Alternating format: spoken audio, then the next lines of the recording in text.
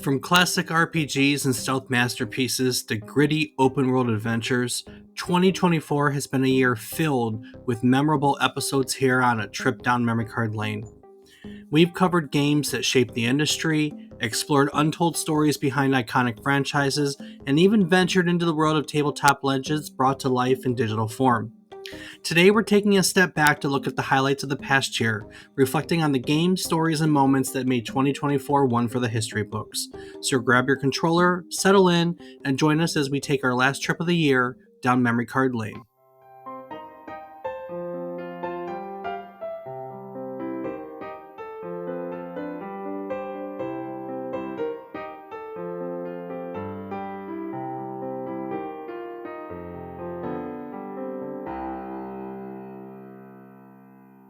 Good morning, good afternoon, and good evening. I hope these words find you well.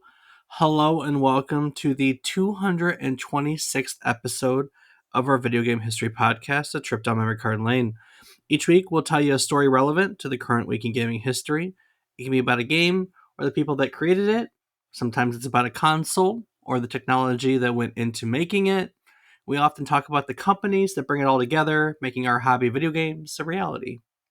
We'll tell you each story. We hope to teach you something new about the topic, what it took from the world as its inspiration, or what it gave back to the world and its legacy. With that being said, today we're doing something a little different. As the year comes to an end, we're looking back at 2024 and the episodes that we have enjoyed creating for you, from the highs of Baldur's Gate to the dark, dank shadows of Thief. It's been a journey through some of the most iconic and influential games in history. I'm David Casson, and as always, I'm joined by my co host, who has probably made it through the year with more video game references than real life conversation. That's probably more true about me. Nonetheless, he's my brother, Rob Casson. Rob, what has been your favorite video game reference of the year? Oh, reference. Yeah, what's been your Oh, favorite video game reference? Have you like knocked out of the park at work with like a Halo quote or like a what a save, what a save? all your base are belong to us. Oh, that's a classic. You can never go wrong with the all your base are belong to us. Yeah, that's the one right there. That's classic. Yeah. Yeah, phenomenal choice, man. I approve. Good job. Well, we have a little bit to talk about. Gonna look back at last year, gonna look a little bit ahead this year. It's always a short episode for our end of the year episode to give us a little bit of a break and to give our listeners a bit of a break. Everyone is always busy doing holiday stuff. So let's jump right into it. Rob, little short, what else happened during this week in gaming history?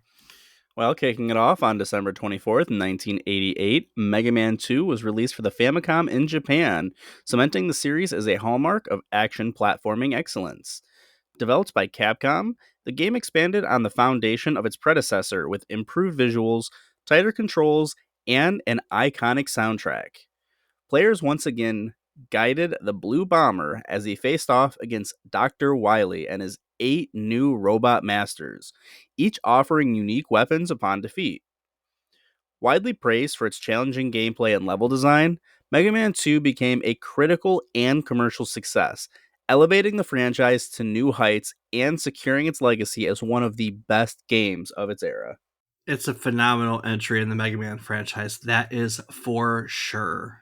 I'll take your word for it. Haven't played that. Shame. Indeed.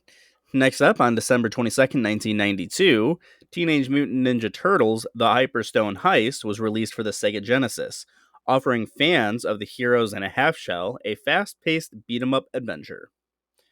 Developed by Konami, the game was inspired by the arcade hit TMNT Turtles in Time, but featured a unique storyline and levels tailored specifically for Sega's console.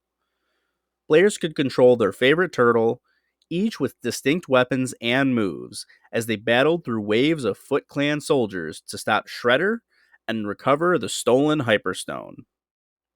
Praised for its smooth gameplay, vibrant graphics, and co op mode, the Hyperstone Heist became a beloved entry into the TMNT gaming legacy. And based on such a fantastic game, I'm sure Yeah, it I was was gonna say, well, fantastic. we talked about it in that episode, so it is very similar. Not very similar, but it's similar. So moving on. Indeed. Next up, on December 25th, 1992, Cho Aniki was released for the PC Engine in Japan, introducing players to one of gaming's most eccentric and over the top franchises. Developed by Masaya, this side scrolling shoot 'em up stood out for its bizarre humor, surreal visuals, and campy aesthetic, featuring bodybuilders, absurd enemies, and a distinctive tongue in cheek tone. Cho Aniki blended traditional shoot 'em up gameplay with its signature offbeat style, making it a cult classic in Japan and a curiosity among import gamers. Its legacy endures as one of the quirkiest titles in gaming history, spawning sequels and cementing its reputation as a truly unique experience. That it is. Look it up. Next up, on December 23rd, 1997, Gran Turismo was released for the PlayStation in Japan, redefining the racing genre with its unparalleled realism and depth. Developed by Polyphony Digital, the game featured an extensive lineup of cars, detailed tuning options, and realistic driving physics, setting a new standard for simulation racing. Its innovative career mode and stunning visuals made it a standout title that resonated with both casual players and car enthusiasts. Gran Turismo became a monumental success, establishing itself as a cornerstone of the PlayStation library and a benchmark for racing games. And for an in depth discussion, go check out episode 173 to learn more. Yes, indeed. This time last year. Well, Mm, yeah, this time it would have to be this time last it, year. it would, yeah. Good one. Moving on. Last for this week, on December 22nd, 2005, controversial attorney Jack Thompson announced that he had purchased stock in Take-Two Interactive, the publisher behind games like Grand Theft Auto and Bully.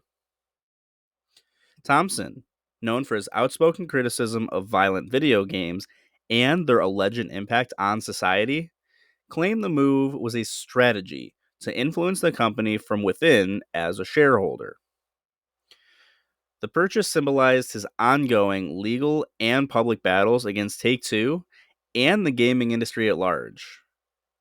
While the move garnered media attention, it did little to sway public opinion or the company's direction, instead, highlighting the adversarial relationship between Thompson and the gaming community.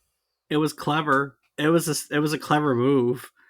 You know, if you want your voice heard by the shareholders and you want to go to the shareholder meetings, you have to be a shareholder.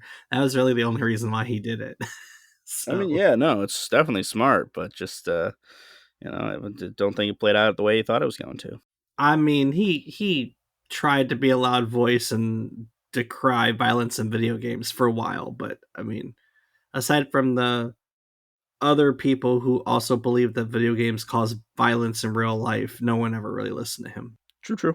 Well, Rob, another year has passed, and per our tradition, we always give ourselves and our listeners a little break by posting a little mini episode during the last week of the year. So let's take a little bit of time and break down how we spent the previous year in video game history. We celebrated some major milestone anniversaries throughout the year. Five Nights at Freddy's turned 10, Minecraft turned 15, and World of Warcraft turned 20.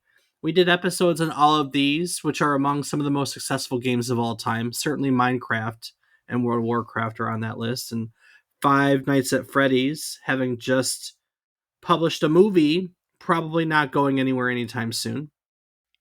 Probably not. We also celebrated the 25th anniversary of System Shock 2 and the 30th anniversary of Super Metroid, an absolute freaking classic in my book. So there were a lot of milestones to celebrate this year. The oldest game that we looked at was Zork, which was originally played on the PDP-10 mainframe in the summer of 1977, about June.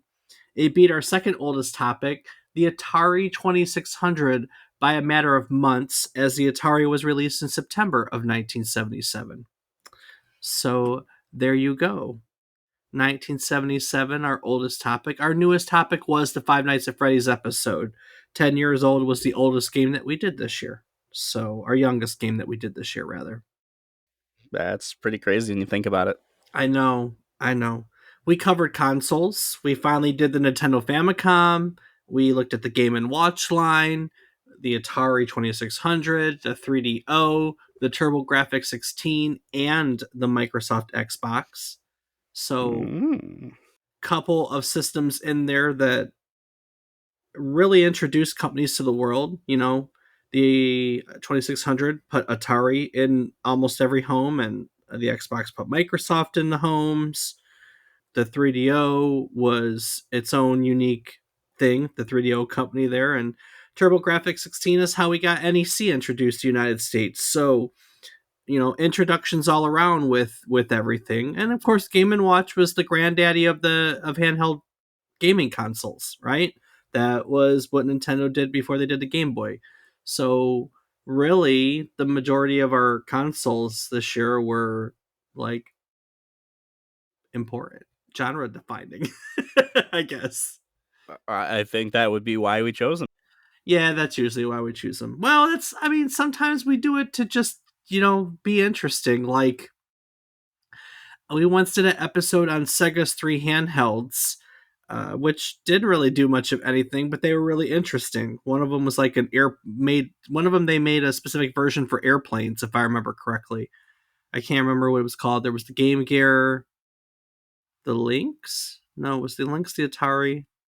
I don't I remember don't. the name, but I do know what you're referring to. So, So yeah, I mean, sometimes we do consoles for the sake of doing consoles because it's fun and there's interesting things. But this year, pretty much everything we did, they were systems with some, you know, meaningful space in video game history. Not that the others aren't.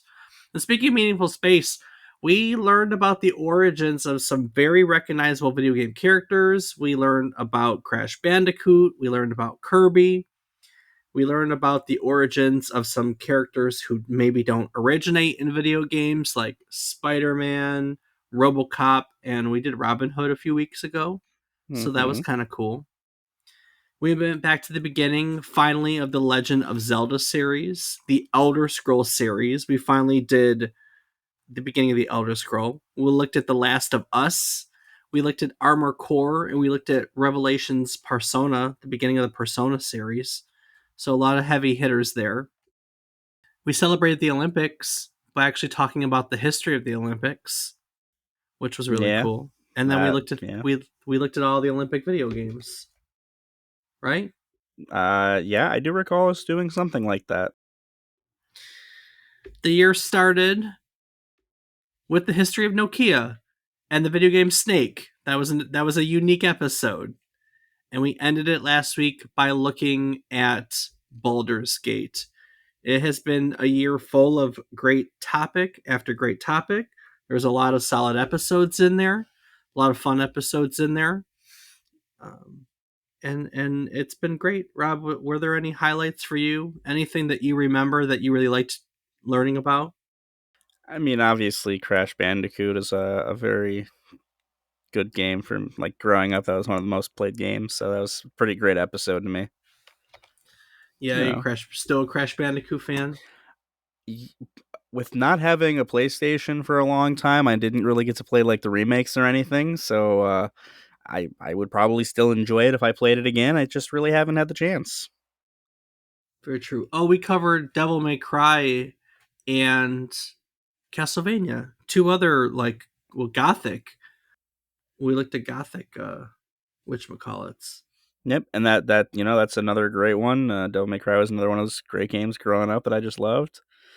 Um, so yeah, And I was just thinking it's 25 years for System Shock 2, but that makes it 30 years for System Shock, which came out 5 years earlier. It, Man, I was slipping when I was writing my notes, my little you crib sure notes. were. I Gosh know. darn it. It's crazy. We did Leisure Suit Larry. That was funny. Yeah, we did. We looked at Space Invaders. So we went back to that's a heavy hitter in the world, and yeah, it's just been a lot of fun. There have been some interesting ones too, like some relatively unknown games. Like we looked back at Amnesia, which was Electronic Arts' only text-based adventure game that they ever created. That one was unique. And then we did the episode on HR Giger, the Dark Seed, the whole game dedicated by his art. The guy who Alien and Aliens is Oh yeah, and it was literally the creature from Alien. yep, the Yep, creature I from remember that Alien. now. Oh, and we did Super Mario 64. How I mean that's iconic. Wow. We had a lot of episodes, a lot of fun episodes this year. Yeah, it's crazy when you stop and go look back and look at them. You can see it's a lot. It is a lot, a lot. It's hard unless you're looking at it to realize. You know, So we gab on a lot. it's we gab on a lot. Well, you know, Rob, as we look back on the amazing year we've had, it reminds me that sharing these stories has never been easier, especially when you have the right tools to get your voice out there. Yeah, reflecting on all the episodes we've recorded, it's amazing how much ground we've covered. But starting a podcast sounds like a big project, especially if you don't know where to begin. Well, that's where Zencaster comes in. Zencaster is an all in one podcasting platform that makes it incredibly easy to record high quality audio and video, all from your web browser. No need for complicated setups or expensive equipment. Just log in, hit record, and you're ready to go. So if I wanted to start my own podcast, I wouldn't need a whole production team. I can just do it myself. Exactly. And Zencaster's post production tools make sure your podcast sounds polished and professional. It automatically removes background noise, balances your audio, and even trims out those awkward pauses or filler words like and uh. It's like having an audio editor working behind the scenes while you focus on creating great content. That sounds perfect. But once I've recorded my podcast, how do I share it with everyone? Well, that's the best part. Zencaster helps you distribute your podcast to all the major platforms like Spotify and Apple Podcasts right from their site. It's never been easier to get your voice out there and start building an audience. All right. Well, it sounds like podcasting is way simpler than I thought. So, how can our listeners get started? Well, that's simple. Head over to zencaster.com/pricing and use our offer code, all one word, memory card lane. You'll get 30% off the first month of any Zencaster paid plan. Whether you're starting your first podcast or leveling up your current show, Zencaster makes it easy to get professional results. If you've been thinking about starting your own podcast, now's the time to do it. Get your stories out there and share them with the world. That's right. Head to zencaster.com/pricing and use our offer code, all one word, memory card lane, and you can get 30% off the first month of any paid plan. Start your podcasting journey today. All right, let's wrap this up and look forward to the next year. I think that's a great idea, Rob. We have some Christmas video games to get to. Oh, do we? We do. Yes, yes, we do. I think I don't think I know. We have some great topics lined up for next year. You know, I think you'll be excited to know that I put Demon Souls on the schedule. So we're going to get to learn about the origin of the Souls like genre, which you're a huge fan of. A fan. You're a I play them here and there. whatever. Whatever. That's in February. That's coming up. Also, later that month in February, we're going to learn about a first person Command and Conquer game, a first person shooter Ooh. set in the Command and Conquer universe. So that's going to be interesting. We're going to look at some major franchises by exploring the early games in the Simpsons and Star Wars libraries. So that's going to be fun. Two great series there. We'll learn about the history of the Electronic Entertainment Expo, also known as E3, now that it has come and gone. We're going to learn about the US National Video Game Team, which has also come and gone. So, Oh, a couple of interesting things there. And in terms of consoles for next year, we're going to learn some weird ones. We're going to cover the Bandai Wonder Swan, which we've talked about a bunch, but never Hmm. actually covered as a topic. We're going to look at Mattel's Intellivision, which competed with the Atari 2600. And we're going to look at the Atari Jaguar, the downfall of Atari. So, some ones to look forward to there. I've got some big origin stories on deck. We're going to finally cover the beginning of Kingdom Hearts, and we're going to cover Gears of War, which I know people who love both those series should get them involved. And then I think there is a couple, I would argue, lesser known games that we're going to do. You know, this year we did the Dark Seed and we did the Amnesia. Next year, I think we're going to cover. I keep saying I think. I already know because I've scheduled everything. uh, Nice. Okami. Do you know Okami? I do not know Okami. How about D? It's a It is. It's also a video game. It's a Japanese horror uh, uh, game. And Seaman, um, Dave. I don't. Is that's a what? game. It's a video game. Okay, okay. It's a video game. I I had a promise little it's a video concern game. there. It's a weird and quirky video game. We're going to cover it. So, also coming up later in January next month, we have the history of pinball, a topic I've been excited to talk about for quite a while now. I wrote that episode long, long ago and never had an opportunity to plug it into a schedule, and decided that this year is the year. So we have the history of pinball coming up, where we discuss when pinball was outlawed. That's the date that we're using, the date that pinball was outlawed, because at one point in history, no one was allowed to play pinball. Hmm, So that's pretty crazy. I would like to tell you ahead of time that I've decided to change the formatting of our episodes titles. It's the only major change I think I'm making for the next year. They will now have a subtitle, so to speak, that that makes it obvious at a glance what the topic is. So that was a little bit of feedback I've received in the past year that I really liked. So, you know, I really like naming my episodes quirky things. You know, if you've been at this for a while, you know, like Snake with Snakes and Patterns, and you know, Vagrant Story was It's a Riot, you know, after Ashley Riot, and How to Kill Time was our Game and Watch episode.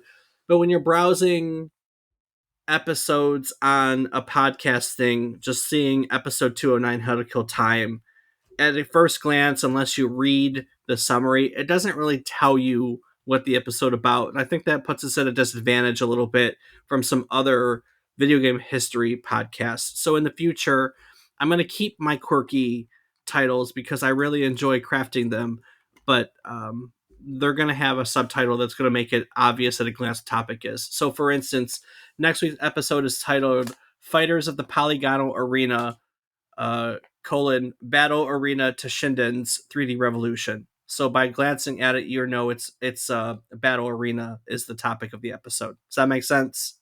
I believe that it does, Dave. Yeah. So I don't. I am always open to making our information more accessible. That's the point of this, to learn to teach people. I like that change, so I'm gonna roll with it. It's a mouthful, but the whole point, is for people to identify what episodes are about without reading the summary. So that's what I'm shooting for. It's a stupid practical change. I like it so much. I honestly think I might go back and change the titles of the earlier episodes to reflect that. But otherwise, it should be business as normal. I don't know how you feel. I will ask in a moment, but I really like the format that we've worked our way into this year. I think it works for us. I like focus on history. I like that we look back at the previous week in gaming history. I think that sticks to that whole video game history plan. I just kind of like where we've gone to, and I don't feel the need to change it at this point. What do you think?